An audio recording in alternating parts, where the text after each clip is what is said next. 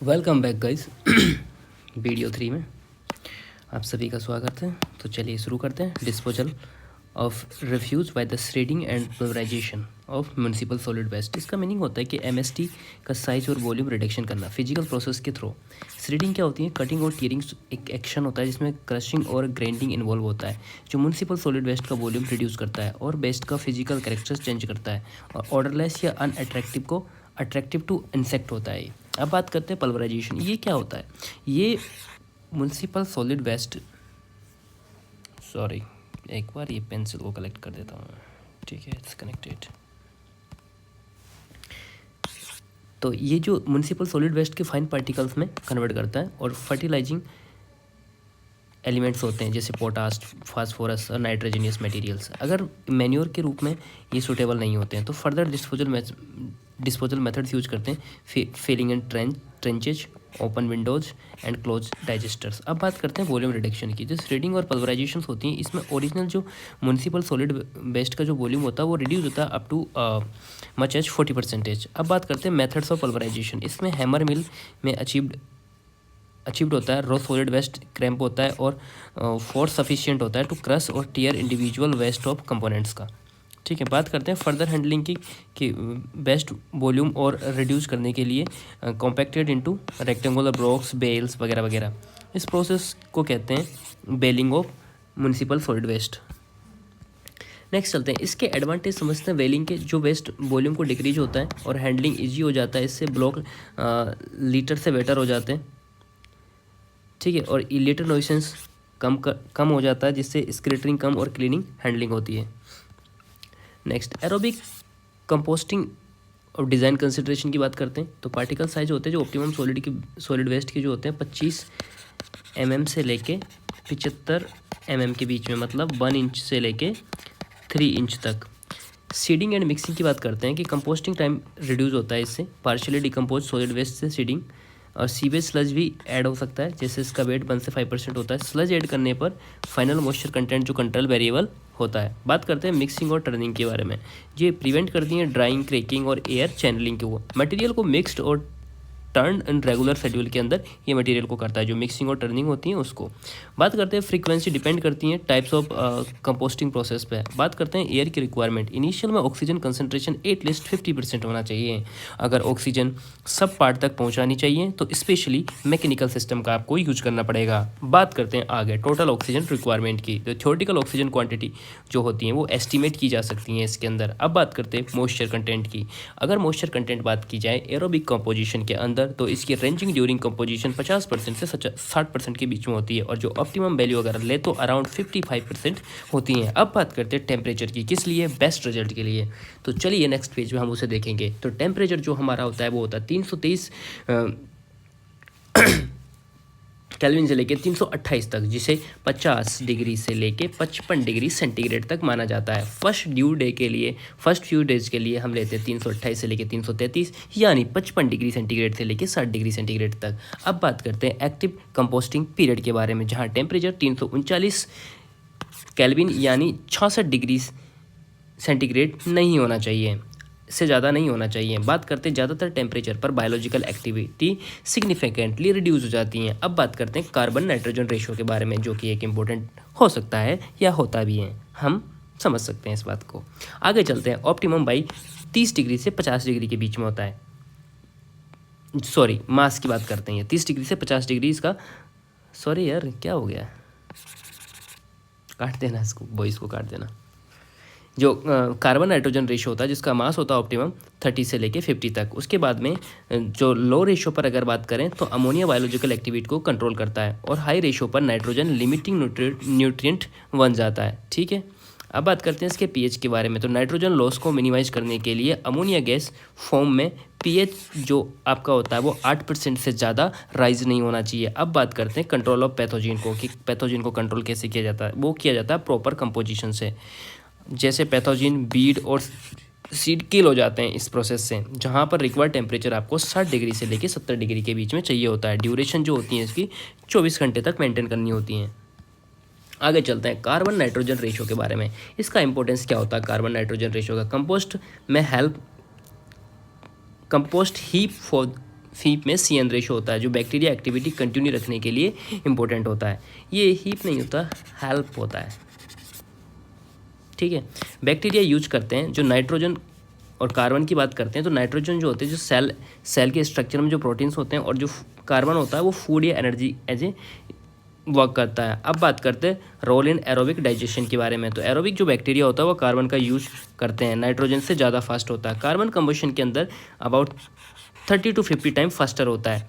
अब बात करते हैं प्रॉपर एनॉर्बिक डाइजेशन के लिए जो optimum carbon nitrogen ratio required होता है। ऑप्टिमम कार्बन नाइट्रोजन रेशो जो होता है वो एरोबिक डाइजेशन के लिए 30 से 50 होता है। अब बात करते हैं carbon nitrogen ratio two high. अगर कार्बन ज़्यादा होता है तो नाइट्रोजन जल्दी से यूज हो जाता है। अगर नाइट्रोजन एग्जॉस्ट हो जाता है तो उसका रिजल्ट जो निकलता है वो होता है ऑर्गेनिक मैटर का डाइजेशन इनकम्प्लीट होता है और कार्बन लेफ्ट ओवर रह जाता है। अब बात करते हैं केस 2 के अंदर। अगर कार्बन नाइट्रोजन रेशो बहुत कम हो तो क्या होगा? तब होगा नाइट्रोजन ज़्यादा होता है उस स्थिति के अंदर और कार्बन जल्दी से एग्जॉस्टेड हो जाता है और एक्सेस नाइट्रोजन अमोनिया का फॉर्म करता है जो अमोनिया बैक्टीरिया को किल कर सकता है, जो मेथन प्रोड्यूसिंग बैक्टीरिया को इनहेबिटेट करता है। इसके रिजल्ट में फर्मेंटेशन स्टॉप हो जाता है। और फाइनल रिक्वायरमेंट की अगर बात करें तो इफेक्टिव एनोबिक डाइजेशन के लिए optimum CN ratio carbon nitrogen ratio जो होना चाहिए वो 30 से 50 के बीच में होना चाहिए। नेक्स्ट बात करते हैं इंडियन मेथड ऑफ कंपोस्टिंग के बारे में बात करते हैं। जो जनरल बात करते हैं इंडिया का में कंपोस्टिंग जो होता है रूरल एरिया में प्रैक्टिस होती हैं। जो मटेरियल यूज्ड होता है वो नाइट सॉइल होती हैं और refuse night soil plus refuse का मिक्स होता है। अब बात कर ली commonly adopted method Indore process और बेंगलोर प्रोसेस। बात कर लेते हैं इंदौर प्रोसेस कंपोस्टिंग मेथड के बारे में। तो ये क्या होता है, इसका जो बेसिक प्रिंसिपल होता है ये मैनुअल टर्निंग ऑफ पाइल्ड मास होता है जिसमें मटेरियल यूज जो होता है रिफ्यूज और नाइट सॉइल। इसमें डिकम्पोजिशन टाइप जो होता है वो एरोबिक होता है। इसका जो अरेंजमेंट ऑफ द वेस्ट होता है वो होता है vegetable waste plus night soil. अब लेयर पाइल्ड अल्टरनेटिवली होती है। Thickness of the each layer जो होती है 7.5 से 10 सेंटीमीटर होती हैं और जो डेप्थ की बात करें तो 1.5 मीटर होती हैं। जो फॉर्मेशन की बात करें तो ट्रेंच और अबव द ग्राउंड मोल्ड या विड्रॉ से होती हैं। अब इसका ऑपरेशन होता है ये रेगुलरली टर्निंग रिक्वायर्ड होती है जिसमें ड्यूरेशन ऑफ द टर्निंग 2 से 3 मंथ होता है। पर्पज की बात करें तो मेंटेन एरोबिक कंडीशन होती है। फाइनल स्टेज की बात करें तो लेफ्ट विदाउट द टर्निंग होती है जो टाइम होता है 1 से लेकर 1.5 मंथ होता है। कंपोस्ट रेडी फॉर यूज होता है टोटल टाइम और अबाउट द 4 मंथ। नेक्स्ट बात करते हैं नेचर जो प्राइमरी एरोबिक प्रोसेस के अंदर होता है। बैंगलोर मेथड ऑफ कंपोस्टिंग की बात करते हो तो इसमें क्या होती है बेसिक प्रिंसिपल होती है जो एनॉर्बिक डिकम्पोजिशन नो टर्निंग और हैंडलिंग को क्लीनर देन इंदौर मेथड होता है। इसका अडेप्शन देखते हैं कहाँ उसका कितना अडेप्ट किया जाता है इसको। ये widely adapted by the municipal authority in India होती हैं। अरेंजमेंट ऑफ द वेस्ट की बात करें तो रिफ्यूज और नाइट सॉइल होती हैं। इसमें पाइल्ड लेयर्स होती हैं। अंडरग्राउंड अर्थन ट्रेंच की बात होती है। जो ट्रेंच का जो साइज होता है 10 मीटर 1.5 मीटर होता है, ठीक है। अगर कवरिंग की बात करें तो top covered with the earth होती हैं। अर्थ कवर थिकनेस जो होती है 15 सेंटीमीटर होती है। डिकम्पोजिशन प्रोसेस कैसे होती है इसमें कि इंटेंसिव बायोलॉजिकल एक्शन होता है जो स्टार्ट विद इन द 2 या 3 डेज ऑफ यूरियल होता है। जो ऑर्गेनिक मैटर स्टार्ट डिस्ट्रॉइंग हो जाता है इसके अंदर। टेम्परेचर इफेक्ट की बात करें तो कंसिडरेबली हीट इवॉल्व होती है। टेम्परेचर राइज होता है 75 डिग्री के अबव, ठीक है। अब बात करते हैं हीट इफेक्ट का। ये डिस्ट्रॉय करती है फ्लाई लार्वाज को और प्रिवेंट करती है ब्रीडिंग को। फाइनल जो प्रोडक्ट होता है इसमें 4 से 5 मंथ में होता है जो डिपेंड ऑन द सीजन होता है। रिफ्यूज फुल्ली स्टेबलाइज हो जाता है और ब्राउन कलर का हो जाता है। नेक्स्ट बात करते हैं इसके ऑर्डर और पाउडर मास कार्ड जिसे हमस बोला जाता है। पोस्ट ट्रीटमेंट की बात करते हैं तो हमस remove by the trench and सीव on the 12.5 mm सीप से और रिमूव स्टोन ब्रोकन ग्लासेज और ब्रिक वेट्स होते हैं उसको निकाल दिया जाता है और इसको sold in market as a manure बेच दिया जाता है। जो एम्प्टी ट्रेंच जो खाली गड्ढा होता है उसको दोबारा यूज किया जा सकता है। नेचर की बात करें तो ये इसमें एक एनोरबिक प्रोसेस होती है। किसके अंदर होती है? नेचुरल बैंगलोर मेथड कंपोस्टिंग के अंदर होती हैं। अब बात करते हैं नाइट सॉइल के बारे में। ये डिपेंड करती है हमस वेस्ट के ऊपर। इसका जो नेचर होता है बैक्टीरियोलॉजिकली अनसैनिटरी होता है जो केमिकल अनस्टेबल होता है। डिस्क्रिप्शन की बात करें तो यूफिज्म फॉर ह्यूमन फेसेज होता है। और बात करते हैं collect from the cesspools privies ETCs है, ठीक है। Sometime use as a fertiliser. इसको कभी कभी फर्टिलाइजर भी इसको यूज किया जाता है। ये नाइट सॉइल के बारे में बात चल रही है। अब बात करते हैं कंपोस्टिंग मेथड्स के बारे में। जो फुल्ली मैकेनाइज्ड कंपोस्टिंग प्लांट होते हैं जिसके बेसिक कंसेप्ट होते हैं mechanised receipt of the refuse होता है, segregation of the refuse, pulverisation of the refuse, digestion in close digester जो क्लोजली डाइजेस्टर्स होते हैं वो कॉस्टली होते हैं, यूज्ड इन डेवलप कंट्रीज के अंदर होते हैं। जो इंडिया के अंदर प्रैक्टिस हो रहा है वो developing countries composting done in open windrows और turning down by the mechanical devices. अब बात करते हैं कंपोस्टिंग प्रोसीजर्स की। वो रेसिपिएंट रिफ्यूज होते हैं, सेग्रीगेशन ऑफ रिफ्यूज होते हैं, ग्राइंडिंग पल्वराइजेशन रिफ्यूज होते हैं, डाइजेशन और फर्मेंटेशन ऑफ रिड्यूस होता है। ये क्या होता है, कंपोस्टिंग के प्रोसीजर्स होते हैं। वर्मी कंपोस्टिंग की बात करते हैं तो ये बेसिक प्रिंसिपल जो इनका होता है वो नेचर कंपोस्टिंग प्रोसेस से होता है। Decomposition of the biodegradable organic matter होते हैं, सॉइल बैक्टीरिया इसके अंदर इन्वॉल्व होते हैं, ये assistance of the cultured earthworm होते हैं। रोल ऑफ अर्थवॉर्म की बात समझाते हैं, ये हेल्प क्योंकि deposition of the organic matter होता है। एप्लीकेशन लेवल की बात करें तो इंडिविजुअल डोमेस्टिक लेवल पर होता है। स्टेप इन वर्मी कंपोस्टिंग की बात करें तो डिग ऑफ स्मॉल पिट होता है अबाउट 0.5 मीटर स्क्वायर और अबाउट 1 मीटर डीप। नेक्स्ट चलते हैं line the pit, straw, dried leaves, grasses, ये सारी चीज़ों को इसके अंदर जो होती है ना वो होता है, मतलब जो वर्मी कंपोस्टिंग के अंदर जो स्टेप होती है, पहला होता है सबसे पहले तो हमें डिग स्मॉल पिट लेना होता है। उसके बाद में सेकंड नंबर पे लाइन द पिट करनी होती है स्ट्रॉ, ड्राइड या लीव्स, ग्रासेस से। उसके बाद डिस्पोज ऑर्गेनिक डिकम डोमेस्टिक वेस्ट होता है, जो वेजिटेबल वेस्ट है जो वैन जनरेटेड होता है। इंट्रोड्यूस वॉर्म कल्चर होता है फिर इसके अंदर वॉर्म कल्चर को इंट्रोड्यूस करना होता है जो कॉमर्सली प्रोड्यूस वॉर्म्स होते हैं। ठीक है, डेली कवरिंग होती है, स्प्रिंकलर ड्राई और leave and soil, dried leave and soil की स्प्रिंकलिंग होती है। वाटरिंग होती है वंस और twice a week to keep moist, turn point content every 15 days में। डिकम्पोजिशन पीरियड होता है 45 डेज का होता है। इसका जो फाइनल प्रोडक्ट बनता है वो बनता है humus fertile rich in soil nutrients used in gardens. Next बात करते हैं डिस्पोजल्स बाय द इंसिनरेशन। इसका बेसिक कंसेप्ट होता है सॉलिड वेस्ट को वेल डिजाइन फर्नेस में बर्न किया जाता है, उसके बाद इसका वॉल्यूम रिडक्शन किया जाता है और वेट रिडक्शन किया जाता है। सुटेबिलिटी की बात करें, जहाँ जब अवेलेबल लैंड स्क्रेच हो या डिस्पोजल रिक्वायरमेंट स्ट्रिक्ट हो, टॉक्सिक वेस्ट का डिस्ट्रक्शन जरूरी हो या best method for solid waste treatment हो। अब अगर इंसिनरेशन प्रोसेस की बात करें तो स्टेज ड्राइंग होती है, कंबशन होती है, ये सेपरेट यूनिट में हो सकता है। ये सेम यूनिट सक्सेसिबली टेम्परेचर कंसिस्टेंट पर डिपेंड करती है। अब बात करते हैं डिज़ाइन ऑपरेशन रिक्वायरमेंट के बारे में। तो oxygen requirement estimation, heat balance estimation और एफिशिएंसी फंक्शनिंग के लिए विटल है। ठीक है, design of operation requirement. Environmental use की बात करते हैं तो air pollution, specially dioxin emissions होते हैं। अब बात करते हैं लार्ज स्केल इंसेंटर्स के बारे में। इसे डिस्ट्रक्टर्स भी बोला जाता है, जिसकी कैपेसिटी होती है 100 से 150 टन रिफ्यूज पर आवर्स। इसके जो मेन कंपोनेंट्स की बात कर लेते हैं वो होते हैं इसमें furnace chamber, combustion chamber, expansion chamber और टाल चिमनीज। अब इसमें एंसिलरी वर्क्स जो होता है speed charging apparatus and the force draft apparatus, ये सारे इसके वर्क्स होते हैं इसके अंदर, जो ऑपरेटिंग अरेंजमेंट्स होते हैं और स्टीम जनरेटिंग अपरेटस होते हैं। अब बात करते हैं ऑपरेटिंग प्रिकॉशंस के बारे में। चार्जिंग की बात करें तो थ्रो और पैड रैपिड होनी चाहिए इसकी जो चार्जिंग होती है। रिफ्यूज मिक्सिंग की बात करें तो ईच बैच वेल मिक्स होना चाहिए, फ्यूल प्रोपोर्शन एडजस्ट होना चाहिए, कंप्लीट कंबशन और प्रॉपर टेम्परेचर माइल इसके अंदर रिफ्यूज मिक्सिंग होना चाहिए। कंबशन ऑफ द टेम्परेचर की बात करें तो मिनिमम टेम्परेचर सफिशिएंट होना चाहिए, नॉर्मली 670 डिग्री के बीच में। ऑर्गेनिक मैटर कंप्लीटली इंसिनरेट हो और फाउलिंग स्मेल गैसेज ऑक्सीडाइज हो सके। ओवरऑल आउटकम्स के बारे में बात करें तो वेस्ट का रैपिड डिस्पोजल होना चाहिए और लार्ज वॉल्यूम रिडक्शन होना चाहिए, control burning under the engineering conditions. Next बात करते हैं इंसिनरेशन पढ़ते हैं। इंसिनरेशन क्या होता है, इसका क्या एडवांटेज होता है। इंसिनरेशन सैनिटरी डिस्पोजल मेथड होता है, पैथोजेनिक बैक्टीरिया और इंसेक्ट को कंप्लीट डिस्ट्रक्शन करता है। नो ऑर्डर डस्ट नॉइसेंस होता है, सिटी आउटस्कर्ट के पास भी ऑपरेट हो सकता है। एनर्जी रिकवरी की बात करें तो स्टीम पावर और क्लिंकर का रिकवर पॉसिबल होता है। लैंड रिक्वायरमेंट होती है, वेरी लेस स्पेस की रिक्वायरमेंट होती है इसके अंदर। ट्रांसपोर्टेशन की बात करें तो डिस्पोजल साइट सिटी के पास लोकेट किया जा सकता है। डिसएडवांटेज और लिमिटेशंस की बात करें तो कॉस्ट बहुत ज़्यादा, कॉस्ट वेरी कॉस्टली मेथड ही है। Technical requirement, high technical knowledge की रिक्वायरमेंट पड़ती है। वेस्ट रिक्वायरमेंट की बात करें तो सॉलिड वेस्ट की कैलोरीफिक वैल्यू हाई होना चाहिए। दूसरा पॉल्यूशन प्रॉब्लम जैसे स्मोक, ऑर्डर और एस नॉइजेंस, इसके अंदर ये पॉल्यूशन प्रॉब्लम हो सकती है। उसके बाद में कहते हैं ऑपरेशनल इश्यूज़ क्या होते हैं, इसके प्रॉपर ऑपरेशन से नॉइसेंस क्रिएट हो सकती हैं, स्पेशली प्लास्टिक जैसी calorific best, high calorific best में। नेक्स्ट बात करते हैं पायरोलिसिस। इसकी डेफिनेशन क्या होती है, ऑर्गेनिक सॉलिड वेस्ट को ऑक्सीजन फ्री एटमॉस्फेयर में हाई टेम्परेचर पर हीट किया जाता है। अब बात करते हैं प्रोसेस नेचर की, जो थर्मल क्रैकिंग, कंडेंसेशन रिएक्शंस जिसको बोला जाता है पायरोलिसिस या थर्मल पायरोलिसिस। इसके अल्टरनेटिव नाम होते हैं डिस्ट्रक्टिव डायलेशंस। किसका नाम होता है, पायरोलिसिस का, पूछा जाता है ये question. Product of the pyrolysis की बात करते हैं तो गैसियस फ्रिक्शन होते हैं, जैसे हाइड्रोजन, मीथेन, CO, मोनोऑक्साइड और डाइऑक्साइड। ठीक है, ये हाइड्रोजन मीथेन गैसियस फ्रिक्शंस होते हैं।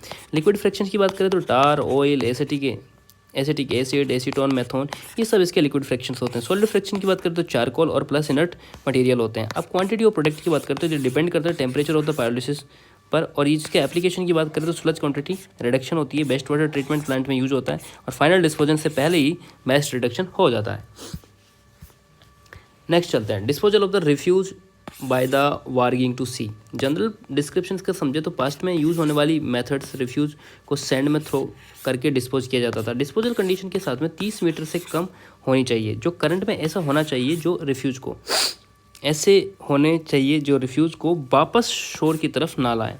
अगर इसकी एप्लीकेबिलिटी की बात करें तो ये लिमिटेड यूज सिर्फ कुछ कोस्टल टाउन में ही पॉसिबल है। एडवांटेज की बात करें तो मेथड ये सिंपल होता है, चीप होता है, इजी टू अप्लाई होता है। डिसएडवांटेज की बात करें तो फ्लोटिंग रिफ्यूज बल्कि और लाइटर पार्ट्स होते हैं जो सेटल नहीं होते हैं, स्पेशली हाई टाइडल्स में। रिटर्न टू द शोर्स और रिफ्यूज वापस शोर पर आ जाता है। जो बात करता है ट्रांसपोर्टेशन इश्यूज होते हैं, शिप या यार्ड रिक्वायरमेंट में इंटीरियर ऑफ शिप तक ले जाना पड़ता है, जो स्टॉमी वेदर में मूवमेंट डिफिकल्ट होता है। बात करते हैं कलेक्शन प्रॉब्लम्स के बारे में, तो रिफ्यूज को बाद में कलेक्ट या दूसरे मेथड्स में डिस्पोजल करना पड़ता है। मराइन पोल्यूशन की बात करते हैं तो सी पोल्यूशन होता है, लार्ज स्केल पे फिश किल हो सकती हैं और नेचुरली ब्यूटी स्पॉइल होती हैं, जिससे टॉक्सिक इफेक्ट अगर रिफ्यूज में टॉक्सिक मटेरियल होता है। तो प्रेजेंट स्टेटस की बात करें तो सीरियस डिसएडवांटेज है, जनरल बैन इम्पोज्ड है। ठीक है, मेथड को अब ऑब्सोल्यूट हो चुका है, ये मेथड पुराना हो चुका है। अब बात करते हैं इंडस्ट्रियल सॉलिड वेस्ट की। Generally status in India disposal largely uncontrolled है और शेप डिस्पोजल की रिस्पॉन्सिबिलिटी सिर्फ इंडस्ट्रियल यूनिट पर ही होती है। एनवायरमेंटल थ्रेट क्रिएट होता है इससे। सीरियस ड्रॉबैक बात करते हैं इंडिया के अंदर तो इंस्टीट्यूशनल यूज, म्यूनसिपल कॉर्पोरेशन और पब्लिक बॉडी असाइन नहीं है। कलेक्शन, ट्रांसपोर्ट और डिस्पोजल नेगलेक्ट किए गए हैं। कलेक्शन प्रैक्टिस की बात करें तो वेस्ट मैनुअली सॉवेल्ड होता है, जो स्टोरेज कंटेनर या लॉरीज में मैनुअली लोडिंग की जाती है। वर्क सेफ्टी की बात करें तो फैक्ट्री वर्कर्स बिना ग्लव्स या यूजफुल आइटम की साल्वेज करते रहते हैं। अब बात करते हैं स्टोरेज कंडीशन की, तो बेस्ट ओपन ग्राउंड पर पाइल्ड या कॉन्क्रीट बेस या डिस्कस ड्रम यूज़ करते हैं, जो बेस्ट रेयरली कवर्ड होती हैं। ट्रांसपोर्टेशन की बात करते तो ओपन ट्रक यूज होते हैं, स्पिलवे कॉमन होता है। अवेयरनेस, ड्राइवर को प्रिकॉशंस बताए नहीं जाते हैं। Existing disposal method in India की बात करते हैं, जो सिलेक्टेड इंडस्ट्रीज ने किया, जैसे petrochemical, sludge and solid waste को कलेक्ट करके send to the disposal side और आउटसाइड द प्लांट। ठीक है, मतलब स्लज और सॉलिड जो वेस्ट है कलेक्ट और send to the disposal side outside the plant की बात करते हैं। पेंट वार्निश और लिक्विड्स जो होते हैं ये वेस्ट कलेक्टेड इन बैरल्स होते हैं, give to the contractor, date expired paint sold off and treatment sludge disposal किया जाता है इस तरीके से। लास्ट पेज की बात करें बहुत जल्दी में, तो विद अदर सॉलिड वेस्ट किसमें, इसमें treatment sludge dispose with the other solid waste.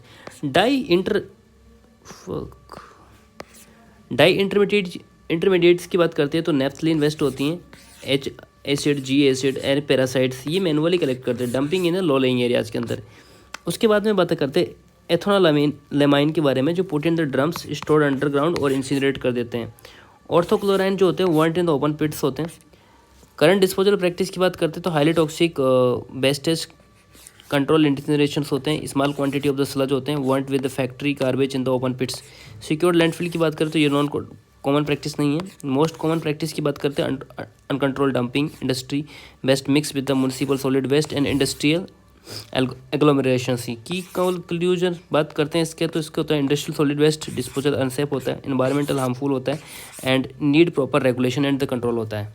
Thank you guys, आपका सॉलिड वेस्ट में कंप्लीट हो गया, देख लेना इनको एक बार। चलो बाय। काफ़ी कम टाइम लगेगा इसमें तो, 19 मिनट में।